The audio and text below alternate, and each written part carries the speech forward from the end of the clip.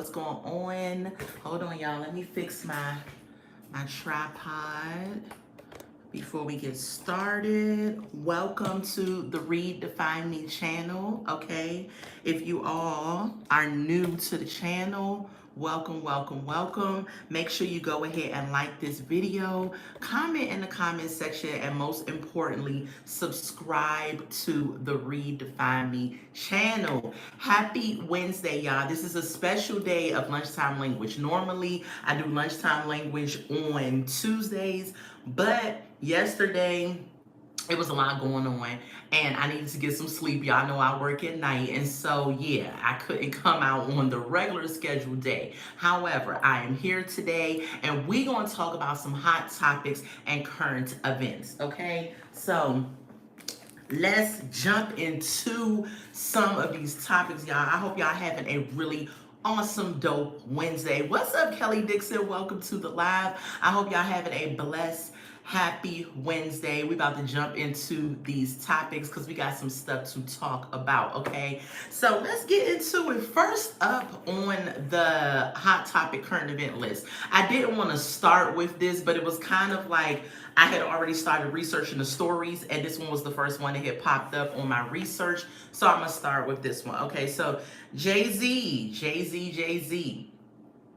Mama named him Sean Carter. Okay, he, alongside with Diddy, is accused of sexually assaulting a 13-year-old girl back in 2000.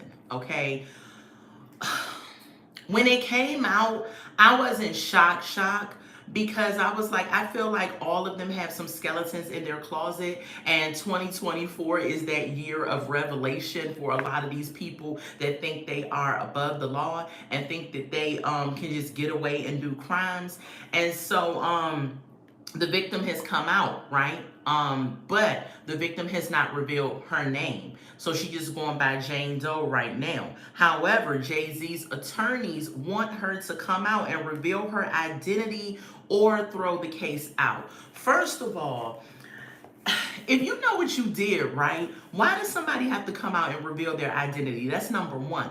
Number two, it's her right if she wants to be presented as Jane Doe or if she want to come out with her name.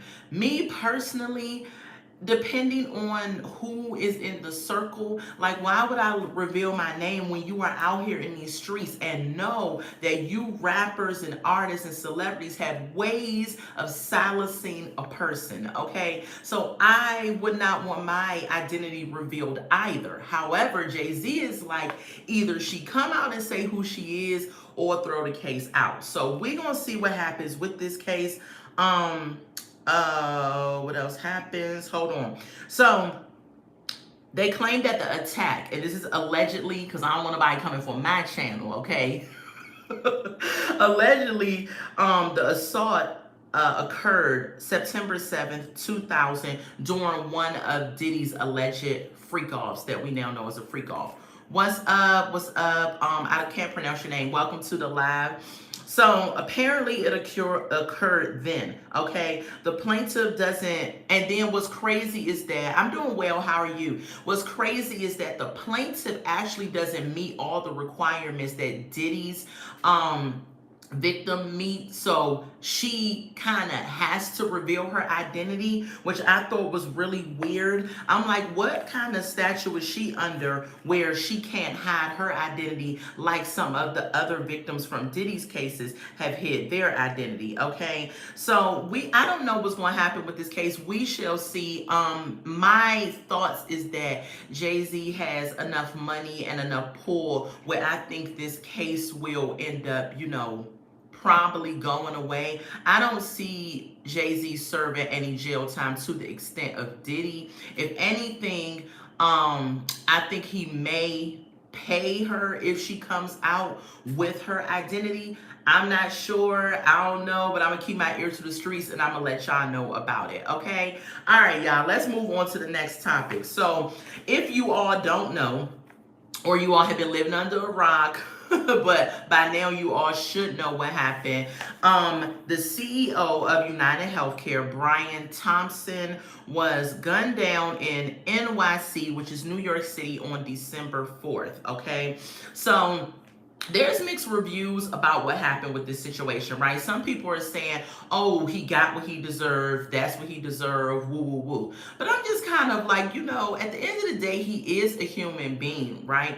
He may have been a horrible human being, possibly. We don't know. I don't know him personally. However, he still didn't deserve to be gunned down like an animal in the streets. On one hand, people are saying that he was denying claims, and these are probably people who needed surgeries done, needed certain things to happen, and he was denying their claims. So I can understand how you could get flustered and you can get in your feelings and everything about that, because you need something done, a procedure done that will add value to your life. And this person that kind of has that pull to make it happen has denied your claims, okay? So I understand that anyone would be frustrated or would be mad about the situation. I get it. On the flip side of that, he's the CEO of a major health company. So it's like, unless you have been in a CEO's position, sometimes they have to make these decisions that are not popular decisions that possibly could make someone hate them, but because they are a CEO, they have to make some of these choices and decisions. And so I could see that side of it. So it's really sad, but let's get into more of the story. The gunman name is, now I'm gonna probably butcher this whole name because I don't know, Luigini Mangoni. Now, I probably butchered it up. It sounds Italian, but I could be wrong, okay? They said that a gun was found in his possession when he was arrested in Pennsylvania. They said that the shells retrieved from the CEO, Brian Thompson, matches that gun. At the scene of Brian Thompson's murder, they also said that they found more incriminating evidence on Luigini, which was a water bottle and a Kind candy bar. So they found a Kind candy bar and a water bottle at the scene of the shooting, or not too far from the shooting, with his DNA on it, okay? So they piling up the evidence on him, right? So Luigini is 26 years old, and he is an Ivy League graduate. And at first when I researched it, I was like, what in the world is an Ivy League graduate gunning down the CEO of United Healthcare? I'm pretty sure that if he went to an Ivy League school, that his family has the income and the finances to probably, get proper healthcare. However, just because you go to an Ivy League school doesn't mean that you have the resources to kind of, fund your healthcare and things like that. So that went out of my head quickly, because everything is not as it seems, right? Okay, so when they recovered the shells, right, he was so detailed with his hate and anger of this person. And one of his family members, if he didn't need the treatment, maybe one of his family members needed treatment from United Healthcare and they didn't get it, and so he decided to take matters into his own hands. Maybe he was hired by a family to gun down the CEO. I don't know. But on the shell casing, the words deny, defend, and depose was written on the casing. And I'm just like, wow, he hated this person so much, because if you look at a bullet, the bullet is like, what, that big? And you're writing on it these words, okay? He was arrested in Altoona, Pennsylvania. That sounds like a really country hick town. Altoona, Pennsylvania, on Monday after nearly a week on the run. So he had been on the run for a week. They finally arrested him on this past Monday. They had found on him a spiral notebook with plans detailing how he would kill the CEO, okay? So he was just, in the notebook, he was saying, if I shoot him here, then this will happen. If I use explosive at the event he's at, innocent people will be killed. So he just specifically wanted to target him, okay? investigators got the notebook and they're considering that notebook as a confession. I don't know if I would consider that notebook a confession. I mean, he's just detailing what happened, but I don't know if I would consider it a confession. What's up, the South Memphis show in the building? Thank you for joining. Make sure y'all like this video and you subscribe to the Redefine Me channel. Thank you all so much for joining us for Lunchtime Language. Hot topics and current events is what we are talking about, okay? So our current topic we're talking about is the shooting of the CEO United Healthcare, Brian Thompson, okay? So he faces second-degree murder charges along with charges of allegedly possessing a untraceable ghost gun. Now, when they said second-degree murder, I said, why isn't it first degree murder? Because isn't first degree murder premeditated? When they found the notebook outlining his plans of how he would murder this guy, shouldn't that be bumped up to first degree murder? I don't understand why it's second degree murder, but I ain't no legal buff like that. So if anyone knows, y'all could let me know. I didn't even know that you could be charged for having like a untraceable ghost gun. That's news to me. So we're gonna see what happens once his trial starts. I will be coming out and letting y'all know about the trial, but yeah, as of right now, he is arrested and we will see what happens in this case. So moving on to the next story, Jamie Foxx, y'all. Okay, so have y'all seen his Netflix special? It dropped yesterday. I was at work and I had the pleasure of watching it, and I'm going to give you a quick review of what I took from it.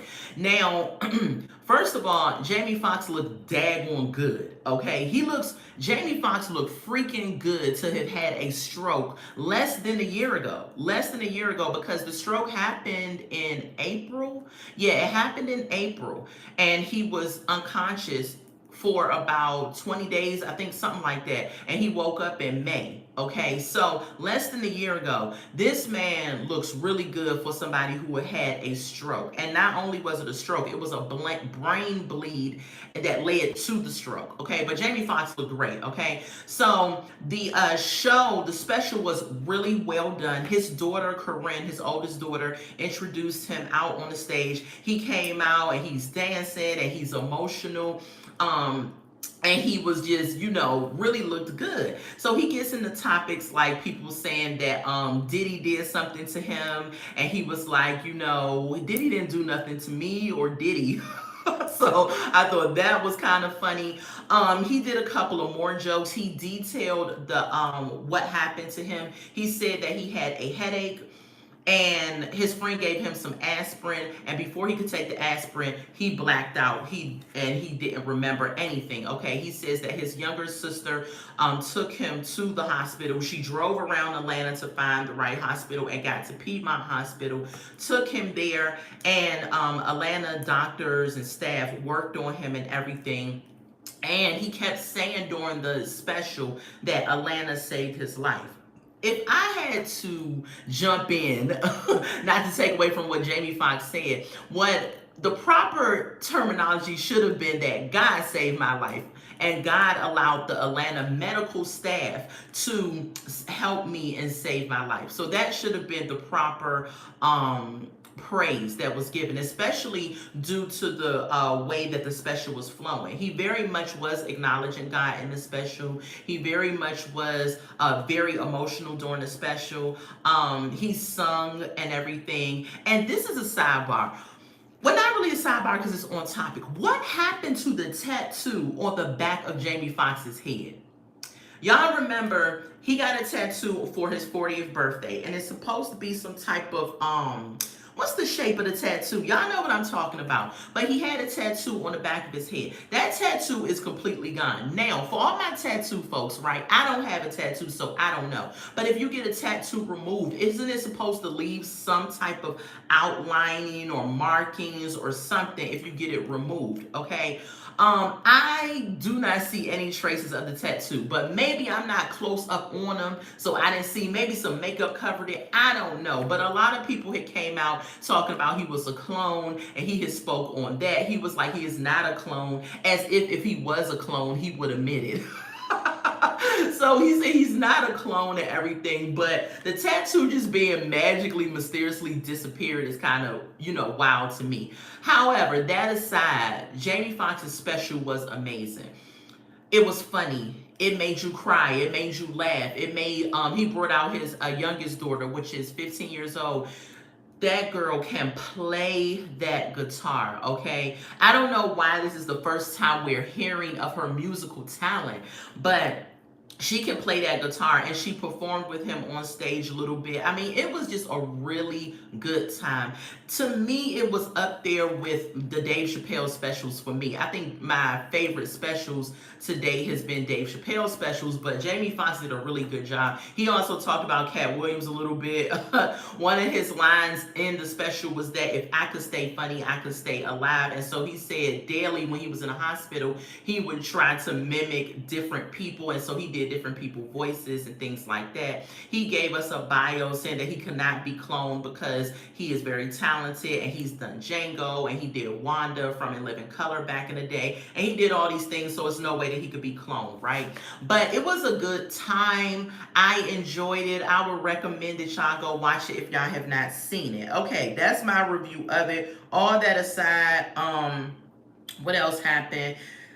His medical scare happened back in 2023. If y'all don't know, he had a brain bleed that led to a stroke. He was hospitalized in ATL April 11, 2023 at Piedmont Hospital. He woke up on May 4th, and I always had this corny little joke that says, "May the 4th be with you." So it's interesting that he woke up on May 4th with no memory of the last 20 days of his life. He was flown to Chicago where he started his treatment there. And yeah, so go check out the next Netflix special for Jamie Foxx if y'all haven't seen it. It was a good time. I loved it. I thought it was great. And let's move on to the next topic, okay? Next topic up is going to be about my football team. My football team, the Washington Commanders. Yes, yes, yes. Okay, they could move up to the 6th seed if for the playoffs, if this weekend when they play against the New Orleans Saints, if they beat them. What do y'all think is going to happen? I believe they're going to win. Of course I believe they're going to win. I'm not going to say they're not going to win. That's my team. I don't care what happened. And we are looking good out here in these football streets. Okay, you can't tell me nothing. So, they beat the New Orleans Saints. They will go to the 6th place in the playoffs, 6th place seed in the playoffs. And so, I'm rooting for my team, right? I said at the beginning of the season that they were going to go to the Super Bowl, right? And everybody was like, they ain't going to no Super Bowl.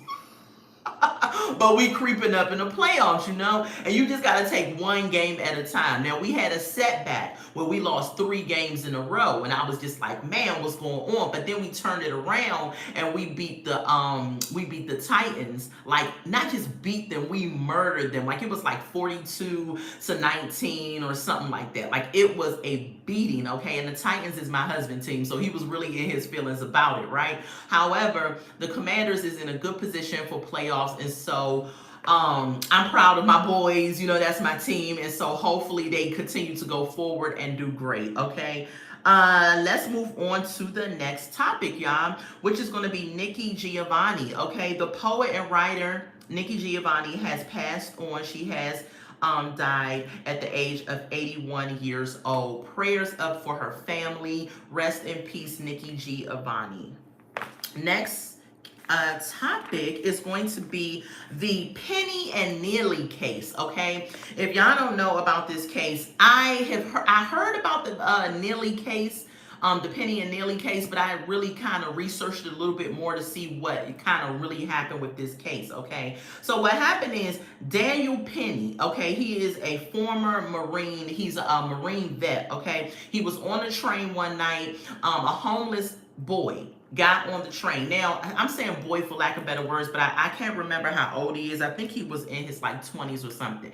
And so he gets on the train and he's homeless. And in New York City, if you've ever rode the train in New York, you will see a plethora of things, from performers on the train that starts dancing, from people selling candy and stuff, from just weird looking people on the train. I remember my first time in New York when I got on the train, it was this white guy sitting in the corner and he had on like this gothic looking clothing, and he had his hair spiked up in a mohawk, and I had never seen a mohawk in real life.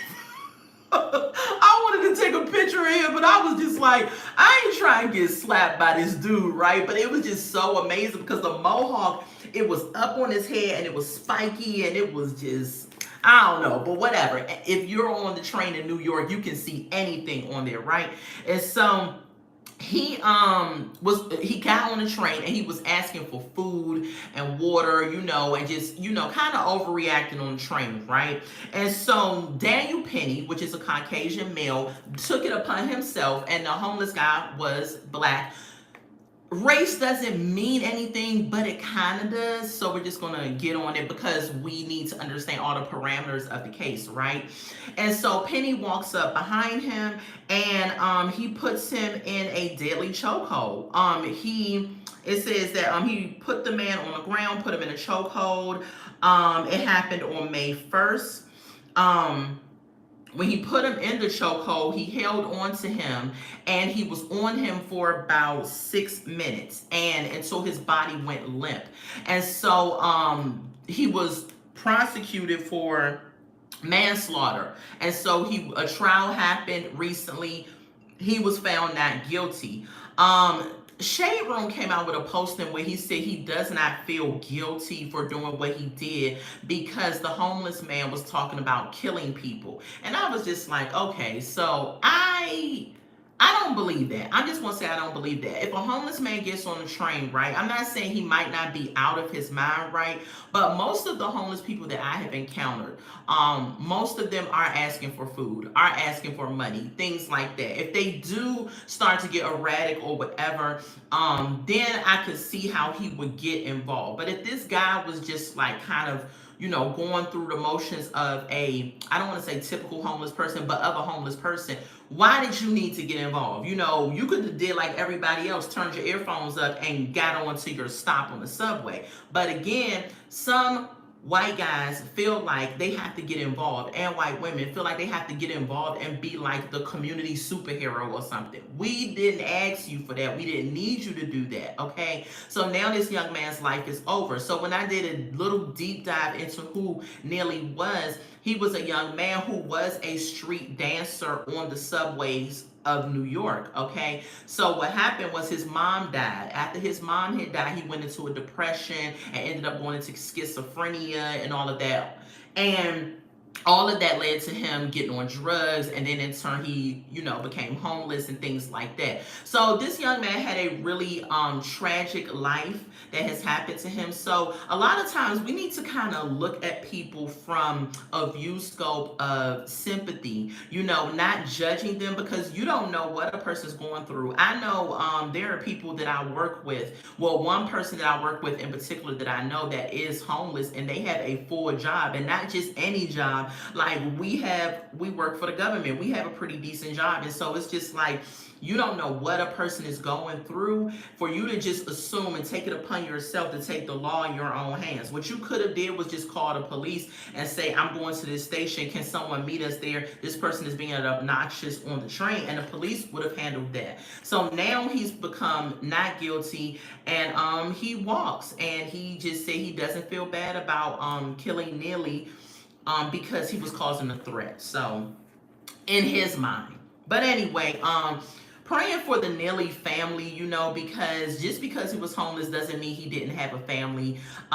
He was out of his mind on drugs, and so he really did need some help, and who knows, his family might have tried to help him and haven't been able to do that. So prayers up for that family. That was just a tragic, sad situation because it could have went another way. Unless this man started punching people, kicking people, taking out weapons and things like that, then I say yes, get involved. But if you're just assuming that he's doing something or he's about to do something and you just jump up and restrain him, and then he's a former Marine, right? So you are trained to know what kills and what doesn't kill. So you didn't have to apprehend this man in a chokehold for 6 minutes until he died. You could have he was a homeless boy, for lack of better words, and he looked like he was in a smaller frame.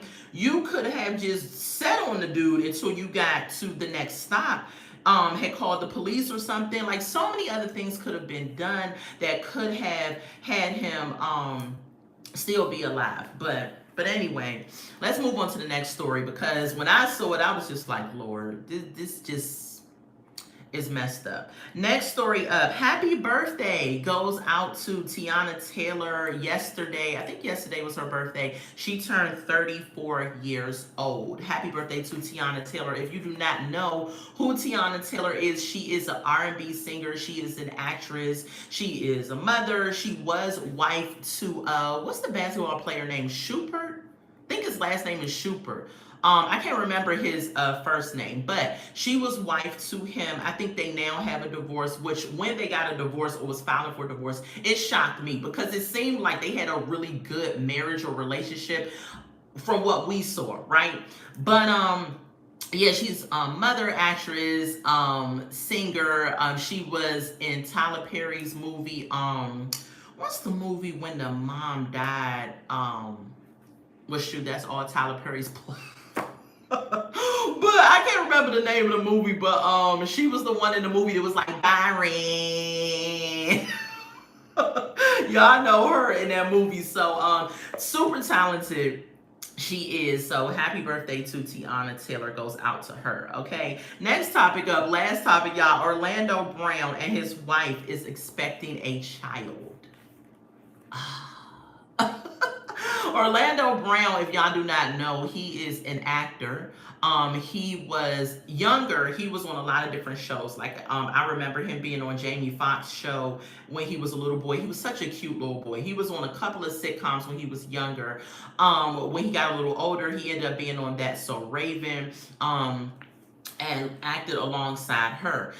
He ended up getting on drugs and getting in legal trouble. And so, you know, the word on the curb, he's all over the YouTube streets and stuff, like sounding really out of his mind and crazy. We've seen a couple of clips that he just seems like he's hallucinating, seems like he's crazy, seems like he's out of his mind. I didn't even know he was still married to his wife, but apparently they are still married and they are expecting a child. So congratulations to them on that. I hope that everything that we've seen of him has maybe been some type of act, because he claims that he knows a couple of things about the Diddy situation and all of that. So maybe he put on just this facade and this act to act crazy so that he could save his life, you know. And so always praying for him. You know, when Shade Room posted him and his wife, he did seem like he was in a little bit more better spirits, I guess. Like he wasn't crazy and everything. And so congratulations to them. When I heard about it, I was like, why is it sometimes that people that you feel like, how do they get a child or have the opportunity to have a child, and people that are trying to have a child is just struggling to have a child? But you had this guy who obviously has had mental issues, right? And they're having a baby, you know. So I mean, no judgment to them, please don't get it misconstrued or anything, but it's just a thought process that sometimes goes in my mind when certain things happen. It's like, how does this happen for this person and this don't happen for that person? Like, it's just weird. But you know, the child can't choose who they're born into, so all we can say is that praying for the child and praying for them. And you know, congratulations to them on their new baby. I don't know how many kids they have together. I think they have like 2 other children together, possibly. But when you see them, they do look similar. Like, I'm like, at first I was like, is that his sister? And then it was like, that's his wife. But you already know, they say when couples stay together for a period of time, they begin to either look alike or have certain similarities going on with them and everything. And so happy congratulations to them. Okay, let's go over the topics so I can get off of here. Thank you all for joining me. So the topics for today that we discussed was Jay-Z and Diddy being accused of SA on a 13-year-old back in 2000. We're going to see the outcome of that case. We also talked about the United Healthcare CEO, Brian Thompson, being murdered December 4th. We talked about the gunman, a gun being found in his possession, and DNA not too far from the crime scene. We also talked about Jamie Foxx, his Netflix special. And Jamie Foxx is, I forgot to mention, 56 years old, okay? But he looked so good. Like everybody that I've ever known that has had a stroke has some type of facial deformities or some type of something. But I guess when you have Jamie Foxx money, you could come back, you can get the absolute best treatment, and but he looked really good. So 56 years old. We talked about Jamie Foxx's special. I gave my take on it. We also talked about Nikki Giovanni. She has passed on. She was 81 years old. She was a poet and writer. We talked about the Penny and Neely case. Penny was found not guilty the other day in the death of Neely, the young man who was a homeless man that he put in a deathly chokehold. If y'all hear my heat that just came on in the background, I'm sorry. I know y'all's probably like, what's that noise? We also talked about happy birthday goes out to Tiana Taylor. She's 34 years old. And we talked about Orlando Brown and his wife expecting another child. Congratulations to them. Okay, so y'all, that is the lunchtime language. Thank you all for joining me. I normally do the lunchtime language on Tuesdays. I may change it to Wednesdays to give a break between Monday when I just go back to work for my off days and then do it on Wednesday. But thank you all for joining me so much. I appreciate you all. If you haven't done so already, go ahead and subscribe to the Redefine Me channel. We have a good time over here. I will be back on live again. What's today? Wednesday. I'll be live again on Sunday. I may come live before then because I'm trying to add something to my YouTube schedule. So if you all have any pointers or things that you would like to see me cover or do, maybe shows, movies, things of that nature, I may add to my repertoire just reviewing certain shows and movies that I find interesting, because I do like Life After Lockup, Love After Lockup right now, but I may go ahead and review some movies and things like that. So I started watching Gladiator, the new Gladiator with Denzel Washington. I didn't get through it because I fell asleep. So once I sit down and actively engage in the movie, I will come out, maybe I'll do a short and I'll give my little review on the movie Gladiator 2. I haven't even seen Gladiator 1, but I'm probably going to come out and do a review on Gladiator 2 because it's the new thing that comes out. I do want to also watch Wicked as well, and so I'm going to probably come out and do my whole spiel and review on Wicked as well, okay? So thank y'all for joining me. I love y'all so much. May y'all have a happy and blessed Wednesday. Bye.